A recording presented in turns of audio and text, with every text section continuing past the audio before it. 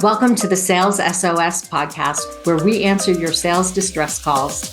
I'm your host, Liz Hyman, bringing the rescue boat to your sales challenges. In this ever-changing sales environment, it's easy for leaders to feel adrift. We're here to be the beacon guiding you to success.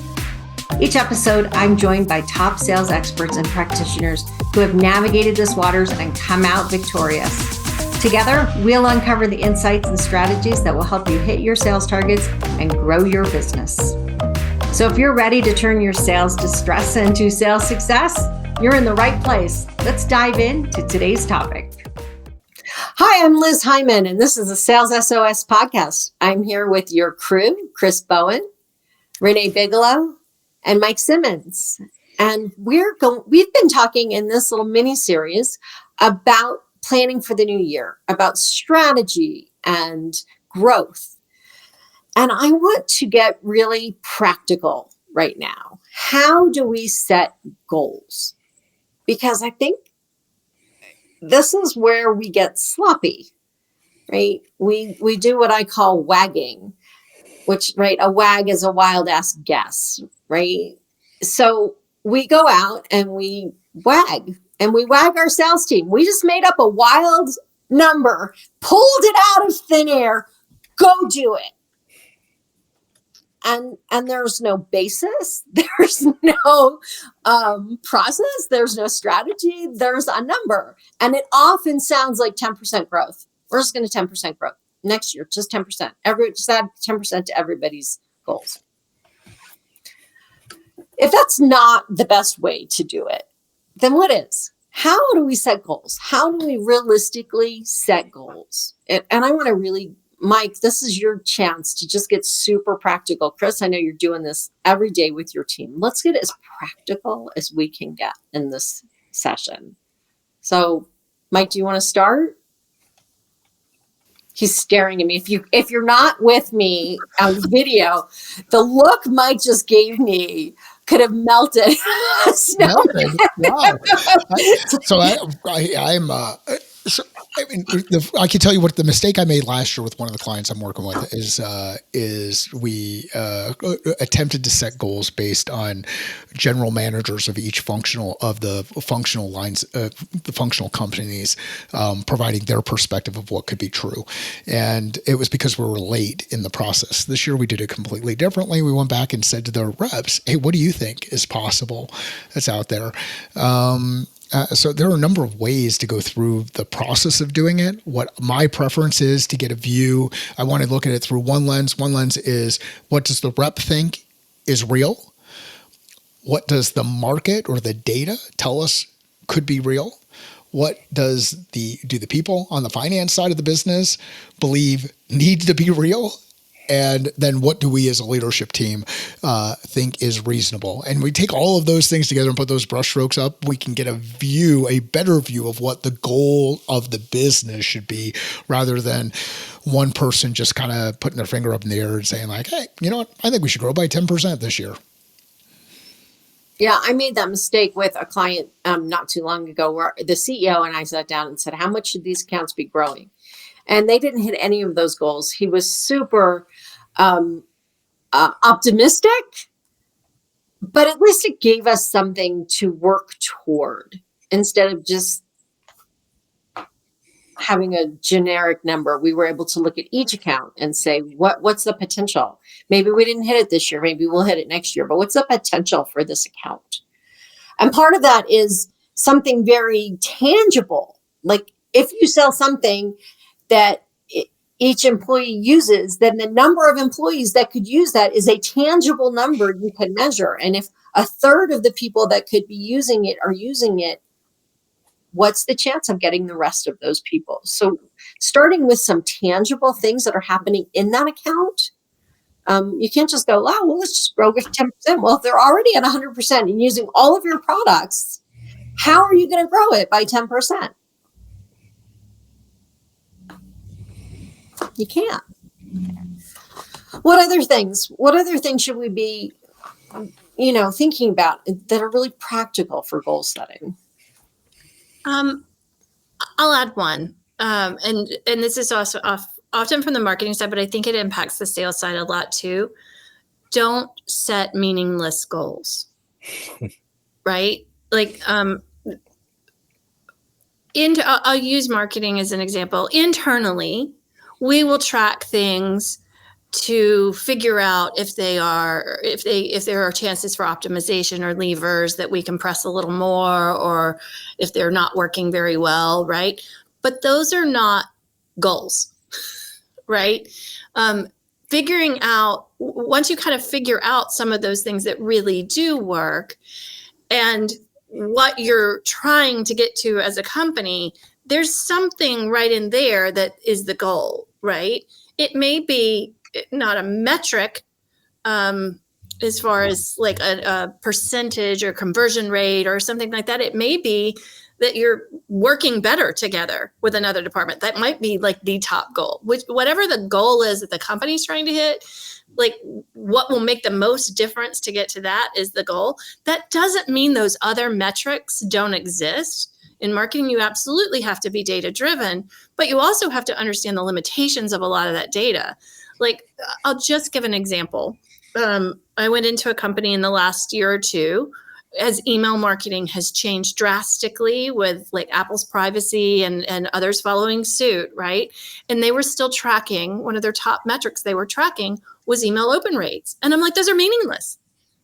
Literally, like, it's not even that that's a bad goal. They're literally meaningless now because the way that email opens are tracked is not it's not a real number anymore. It gives you guidance, right? But the only reason we ever tracked email opens was nobody could click on something they hadn't opened, right? So it was just a leading indicator into what really mattered, right? So we knew what we would know to optimize, but it wasn't the goal, right? So it shouldn't be, it's a meaningless metric to put as a goal. It's a metric you track, but it's not a goal. Does that make sense?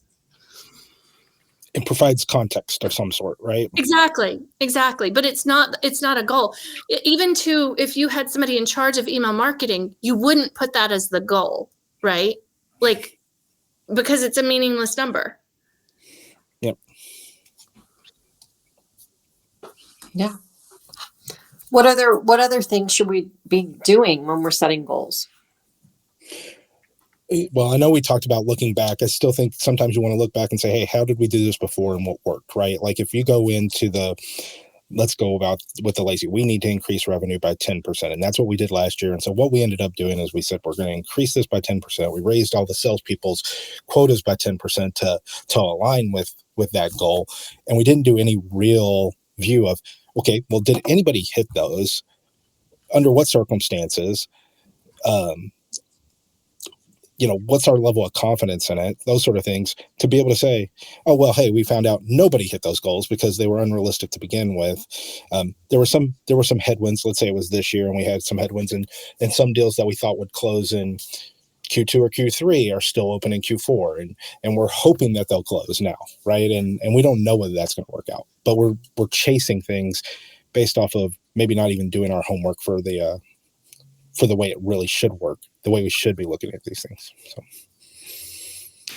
if you have that situation where something hasn't closed in Q4 and you think it's going to close in Q1, do not add it to somebody's goal for next year. Like, come on.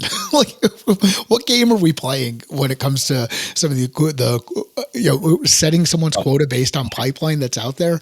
That is a quick way to get people to not put stuff into the CRM late in the year. Or if your company if for whatever reason, because I've seen this at other places where you have people that'll poach accounts and things like that. Like, oh, you put this deal in and now that service line is chasing that account and they're going to say they're going to own it. And the rep doesn't get comped on it. Okay, well, now you're just not going to get those opportunities in your pipeline because now you've set up a thing where that rep's going to be like, okay, if I put it here, it's going to get taken. I'm not going to put it there. And the same thing would happen to the sales leader would tell them to do that. Right. So you're building all sorts of negative incentives into your plan. I would say you should try to avoid that. In addition to the don't add meaningless things, another one that I feel really strongly about and go, so much is contextual based on the situation in the company, right? But these two things, like don't junk it up with all the meaningless numbers. And then whatever you put as goals, celebrate.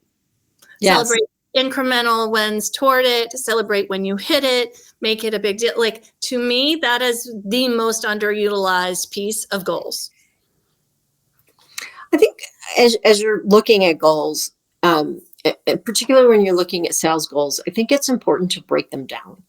How are you going to hit that 10% growth or whatever that number is? Are you doing it with this industry or that industry? Are you doing it with this product or that product? Do you want to sell more of this product because it's more profitable and less of this product because it's you make more, the revenue's higher, but the profit level's lower? And I think that every sales rep needs a territory plan. Whatever their little part of the territory is, they need a plan that helps them see how they're getting to where they're going. Because the fuzzier things are, the harder it is to achieve them. The clearer it is, the easier it is to achieve them. So if one of my goals is to find 35 new companies that meet this criteria and try to sell to them, I can do that. We want 35 companies that meet this criteria in this industry. Go find them and see if they're interested. That I can do, but sell 10% more. It's a really vague thing. So as we're thinking about how do you hit that number, the more clear, the more specific, the more detailed we can be about what activities do we need to do, what support do we need, which companies are we going after, which products are we selling, the easier it is to achieve it. Now, that's not to say it's always going to work out the way we planned, but having something clear to do makes it much easier to achieve it. That's my philosophy anyway. Go ahead, Mike. If you're in a situation where you're going through this process with your team and let's say you agree to a goal, whatever the goal is, and you've got this thing maybe it's a SMART goal, so it's specific, measurable, attainable, relevant, time bound. Those are so good. You've got this goal that's out there. Don't feel like you have to define the strategy for the person that you're talking with or working with to achieve the goal. Give them the space to define their own strategy. Come up with their own metrics that they can hold themselves accountable to. This is where you get into that ownership of not only the ownership of the goal, but ownership of the plan that you use that you build to achieve the goal. And too often what ends up happening, especially with earlier career leaders and those who are high performers in individual contributor roles, is they will come in there and they will tell you, these are the metrics you need to hit. These are the numbers that you do. And this is how I went and did it.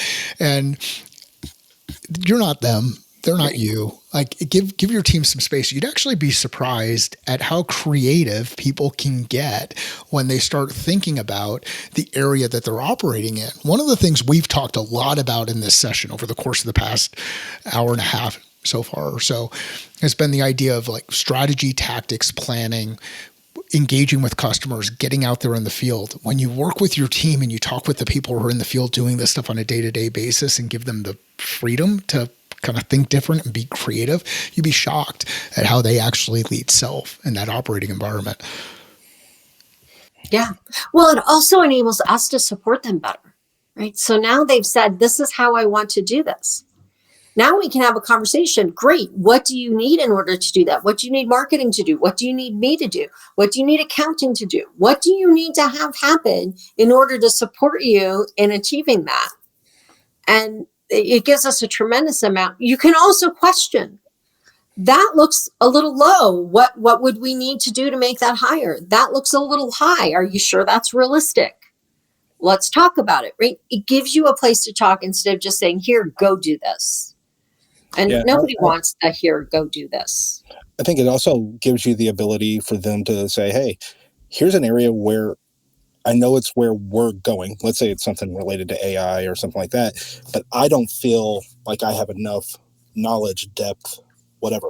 What is it that I can do to get that? Is there somebody else I need to pull in for those discussions, or is there something else that I need to do where I can get that knowledge? And I think that when you do a territory plan, part of that territory plan is the salesperson saying, what training, experience, knowledge do I need to gain in order to achieve that? So that's part of the what is required in order to get there. And I think that's a piece that's really missing. Is it's Like not just here's your number. It's how do you sorry, Liz. Didn't mean to interrupt. Go ahead. Oh, I'm done. Go ahead. When I go and look at account plans, but it could work for territory plans to a degree, is I'll go in and use our sales nav and look at who in the company is also connected. Is there somebody else who might have a better relationship or a relationship I don't have, but I need within that company? Okay, let me start figuring that out. Now, some of those are going to be BS relationships, right? They're just somebody that you're connected to and you don't really know them, but you're going to find some that are really, really solid, that it may be more long-lived than your relationships. If you're not leveraging that, that's malfeasance on your part. Chris, we talked in the last episode about how much momentum and energy there is to help you get new business inside the existing business that you have, more than just referrals, right? I will also say, I often say, I think there are billions of dollars left untouched because you aren't activating the employees inside of an organization to help you with that growth too, right? Like if you do that, you often will see that customer you can't get a call into or whatever happens to be the next door neighbor of somebody like down in engineering, or they spend every Friday at their kids, rec league game together. Or here's one that from a customer that I did an interview with a while back. They do cornhole tournaments together and travel all over the country together and do cornhole tournaments together, right? And spend all weekend together. Like, there are so many ways to use the energy inside of your internal organization as well. And kudos to you for doing that. I think it's really underutilized. Well, I think you have to be able. You have to try to uncover every rock, right? Like you may not find anything underneath that rock, but you have to look. Well, and this is where we're really missing Bryn today, right? So if Bryn Tillman were here, she would be telling us to look at our LinkedIn and see who knows who in our companies. And it's not about exploiting a relationship. I want to make sure that I'm not talking about exploiting employees, right? Like, if you were to go to somebody down in engineering and say, hey, we're trying to sell this new product that you all put together, and this person is one of our top prospects, they might have background information to share that would be helpful. They may be super excited to be a part of making it happen, right? Because they believe in the product and the company too. So it's not about exploiting. It's about taking advantage of the employees who are really happy there and using that enthusiasm they have and giving them activating them and giving them a direction to put it in. It is shocking the number of times that I've had conversations with people inside organizations that I've had a chance to work with over a number of years, where people struggle to see how the work that they do aligns directly with revenue, or how they could help the business grow, or how they could make an impact in certain ways. Now, there's also assumptions that get made around what salespeople do and what marketing people do and what customer success people do and what product people do and what everybody does in different ways, shapes, or form. One of the things that's helped me most in this area, get people to rally around, is share a logo list of the companies that you would love to do business with, whoever they are, like just the top logos. We'd like to work with, Microsoft.